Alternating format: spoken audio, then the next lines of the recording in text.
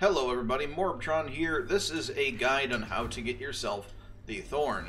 Where do you get the quest for the Thorn? You go to the EDZ, you go to Trostland, we're going to hop on our Sparrows, we're going to run along the church here into the salt mines to the north. You can just flat out avoid dealing with any of the Fallen along the way. Now, if this video helps you out, a subscription to my channel will be greatly appreciated. I'm trying to hit 5,000 subscribers before the end of April. Just a personal little goal there. But we're moving on into the salt mines now. We're going to be taking a teleporter in the salt mines to go up on top of a cliff, which you used earlier on in the game to deliver some explosives for Devrim K in order to take out some Cabal.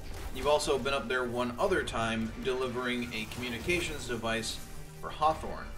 Now this is the teleporter that you take up. You just hit use on it and away you go. Now, you do not need to have done the Allegiance quest for the Drifter or the Vanguard or anybody. You don't even need to start it in order to pick up this quest. All you have to have is the annual pass, I believe. I'm not even sure about that. I have it. I don't know anybody that doesn't have it, so I was unable to confirm if you need the annual pass or not for the Thorn to be available. But you see this big purple shield here that does not allow you to go into the salt mine. That's fine. It's not where we're going. Along the cliff, there's a guardrail. Look at that guardrail. Now go right. Follow the path along. There's a little hole in this wall that you can jump into. And hey presto, here's a camp. In this camp, there's a fireplace, or a fire pit. Search the fire pit. You will get yourself the Thorn. And then you go to Banshee. After you visit Banshee, he will send you on your way to collect things to remake Thorn. The first 3 quest steps are all very similar. You have an option to do bounties on a destination in the solar system, which will provide you with 5 out of the 50 items you need, and there are 3 bounties per day on each destination. The second choice is to take down a specific class of Guardian within the Crucible, either Hunters, Warlocks, or Titans. Each time you take down one of those classes you are currently targeting, you will get 3 of the item in the quest. The final choice will have you do some sort of specific activity within the game, usually providing the quickest progression, but sometimes requiring a fire team to do so. Also, a special note I want to make here, and I cannot stress this point enough, if any of the parts you are doing are in the Crucible, deaths do not, I repeat, do not take you backwards in progress for the quest, so feel free to not be sweaty. The first quest step, you have the option to do bounties on Io, defeat Warlocks in the Crucible, or completing Nightfall Strikes. Io bounties again give 5 essence per completion, Warlock takedowns give 3 per kill, and Nightfalls give 15 per completion. Getting a higher score in the Nightfall does not reward more essence. Personally, my fire team and I did 3 Nightfalls, which gave us 45 essence, and then 1 bounty on Io, giving us a total of 50. The second quest step will have you do bounties on Titan, defeat Titans in the Crucible, or by completing encounters in the Blind Well. Heroic Blind Well completions, meaning the Tier 4 hard mode of Blind Well, gives you a total of 10 of the item per completion for the quest. My fire team and I did 4 Tier 4 Blind Well completions and 2 bounties on Titan, giving us a total of 50. The third quest step, you'll have the option to do bounties on Mars, defeat Hunters in the Crucible, or do waves of Escalation Protocol on Mars. Each wave of Escalation Protocol gives you 5 of the item for the quest step, meaning that if you do all 7 waves of Escalation Protocol, you'll have 35 of the quest item. If you do all 3 of the bounties on Mars while doing Escalation Protocol, you'll hit a total of 50, completing the quest step, which is what me and my fire team did. The fourth quest step forces you into the Crucible regardless of how you have been playing this quest up to this point, and can take quite a while if you choose to stay in quick play.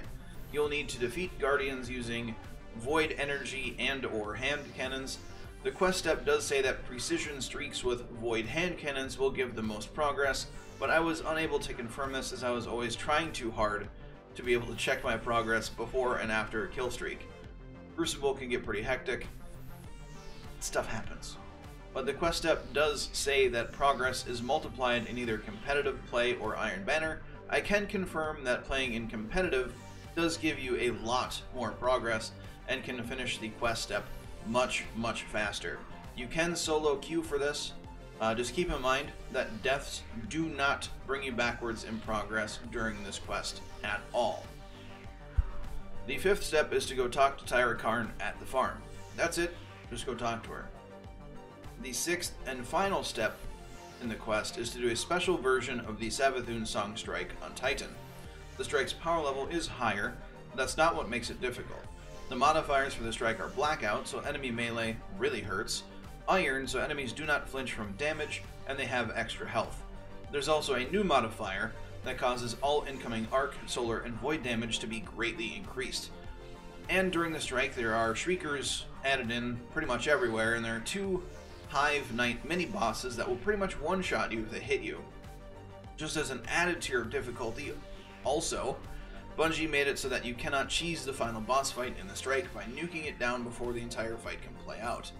If you do, you will technically complete the strike, but not the quest. You need to kill both of the Hive Knight mini-bosses during the final phase of the boss fight. That's the part where the Shrieker goes immune, but can still shoot at you, and you need to run the purple ball up to the altar in order to kill it. One of the knights will spawn on the left, the other on the right. Take those both down, run the purple ball up to the altar, take down the boss, and that's it. Now during this portion of the quest, during this entire strike, my fire team was just 2 people. I was using Code of the Commander with a hand cannon as my kinetic, Telesto to really help take down the adds and do some hurt from range, and a rocket launcher.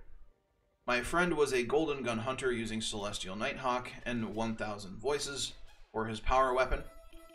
I would primarily use my super to block incoming damage to generate orbs for him so he could one-shot the ogres throughout the strike. Another good use for the Code of the Commander super is to block incoming damage from the invulnerable Shriekers while someone runs the Void Ball up to the altar to blow them up. After that, you have Thorn, and expect a review on Thorn tomorrow. Again, if this video helps you out, a positive rating by hitting the like button is greatly appreciated. Also, if you're new to my channel and you want to see more of my stuff, subscribe. But do not forget to have a good day, everybody, and I will catch you all next time.